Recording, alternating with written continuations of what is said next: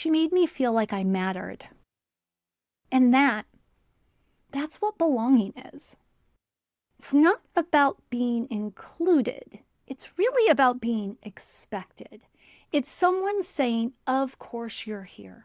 We have been waiting for you. We're wired for connection, but most of us are faking it to fit in. I'm Tanya Kubo, and this is Find Your Freaks, the podcast that flips the script and spotlights the quirks you thought you had to keep quiet. Subscribe now and head to findyourfreaks.com for show notes and extras. Because around here, what makes you weird makes you wonderful. Normal was never the point.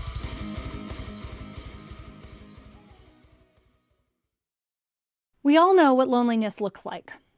The widow who never gets any visitors, the kid who eats lunch alone, that quirky guy who walks awkwardly into a room and instantly knows he doesn't belong. But here's what we don't talk about enough. People by themselves are not the answer. You can have proximity without presence, surrounded by people and feeling alone still, or like an outcast. You can have attention without connection. That's a reality no matter where you live, what you do, or how much money you have or don't have. Celebrity suicide rates alone prove my point. And while I'm still here, I've lived that contradiction myself.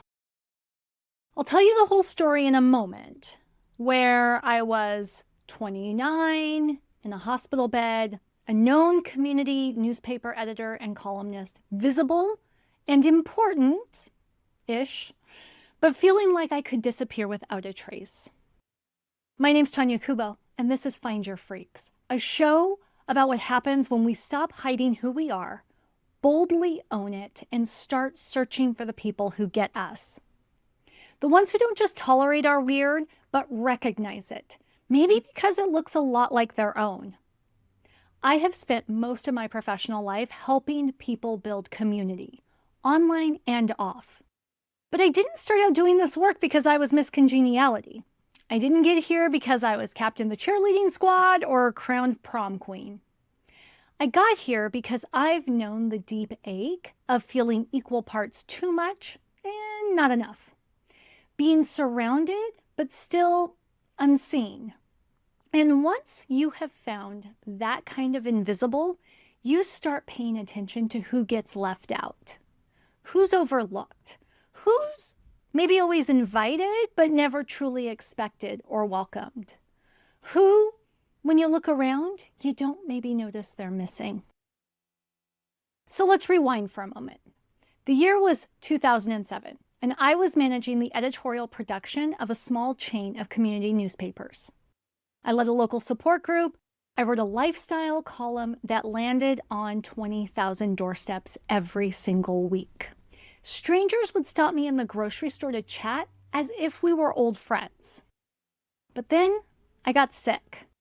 Emergency surgery kind of sick.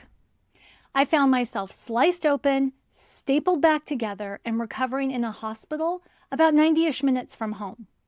But it may as well have been across the country. I was in pain, drugged up, scared, completely alone. But not alone in the technical sense. Hospitals are always full. They're busy, they're loud. You've got nurses and roommates and machines and this steady churn of checking your vitals and other types of care. And still, I had never felt more isolated in my entire life. This wasn't the first time, though, that I saw how powerful belonging could be or how easy it is to get it wrong. See, in college, I had this roommate who would DJ punk shows. So, I'm not cool, but I like to think I'm cool adjacent.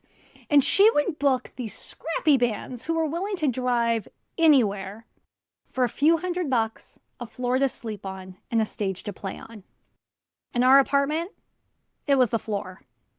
Now, over the course of about a year, we hosted half a dozen bands, sometimes 5 or 6 guys stretched out across our living room, kind of like cats in their favorite sunspot.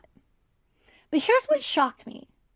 When she was making arrangements, the guys very rarely would ask if we had space. They would find out she had a roommate, and they were very quick to be like, whoa, is she okay? Will she feel safe? Is she going to go someplace else because she's not comfortable with us staying there? And, this was like the 90s. Things were different then. But that kind of care and consideration, even now, still floors me. Like, these weren't guys who had some kind of trauma-informed care training, right? They didn't have PR degrees. They weren't involved in social work. They were tatted up musicians living on whatever they could scrape together and the generosity of others. And yet they understood something sacred. Belonging doesn't mean taking up space at someone else's expense.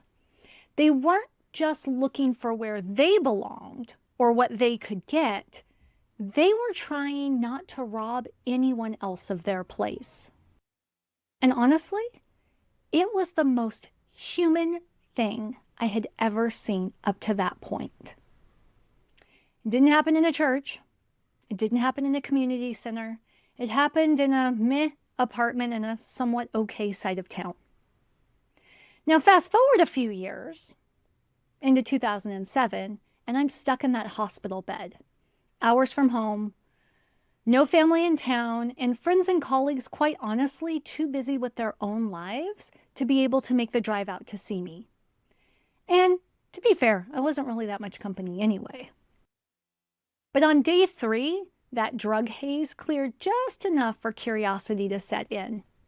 I posted to an online message board I favored in search of some information.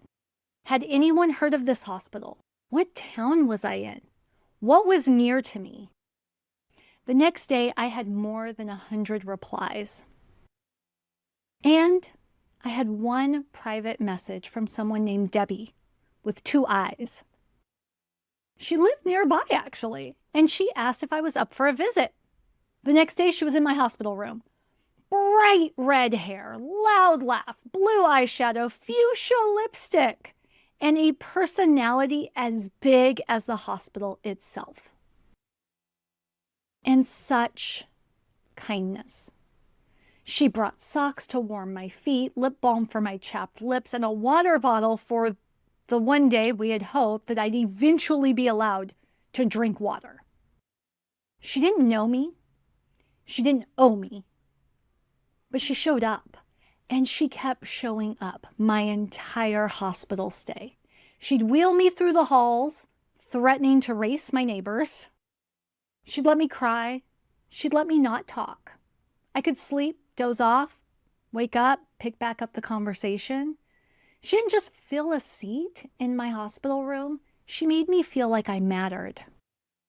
And that's what belonging is. It's not about being included. It's really about being expected. It's someone saying, of course you're here. We have been waiting for you. It's not about what you produce.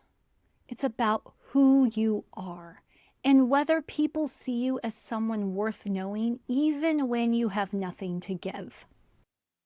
That's why you find affinity groups for members in large churches and employees in large organizations. You'll find groups for moms, for expats, for queer folks, creatives, caregivers, cancer survivors. Even neurodivergent people oftentimes have their own communities within communities. Subsets of groups focused on specific identities. Not because they're exclusive, but because they're trying to find each other.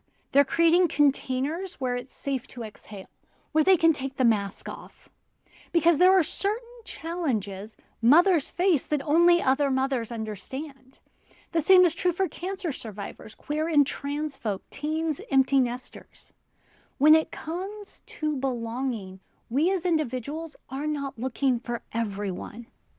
We're looking for our people, right? The right someones. And that's what this show is all about. The search for the space where we can stop performing and start connecting. Where our weird isn't the cost of entry, it's the common ground. Now, this podcast is not always going to sound like this episode. Some weeks you'll hear conversations with people who found belonging in unexpected places, or who foster that belonging for others. Many who live very differently from you or me. I'll put on my curiosity hat and dust off my reporter's notebook and start asking questions. Other weeks, it'll be just us, exploring the messy, beautiful mechanics of what makes connections stick. Sometimes the stories will be funny. Sometimes they'll be hard. Sometimes what makes them unique will simply be how very ordinary they are. But they'll always be honest. This show isn't about brand building. It's not about business or marketing. It's about being human and finding the other humans who see you. Now, if anything I've shared has landed with you today, if you've ever felt invisible in a room full of people, if you've ever wanted to stop shrinking but didn't know where to expand, you're not too weird. You're not too much. You just haven't found your freaks yet, but they're out there. And I hope this show helps you find them. Subscribe, follow, leave a review. Share it with the person or people who get you. And if you've got a story of your own, I'd love to hear it. Find me at findyourfreaks.com or wherever you like to hang out online. That's it for this episode of Find Your Freaks. To help more weirdos find their way here, subscribe, rate, and leave a review. And if you're craving connection, join the Freak Show at findyourfreaks.com. What makes you weird makes you wonderful. Normal was never the point.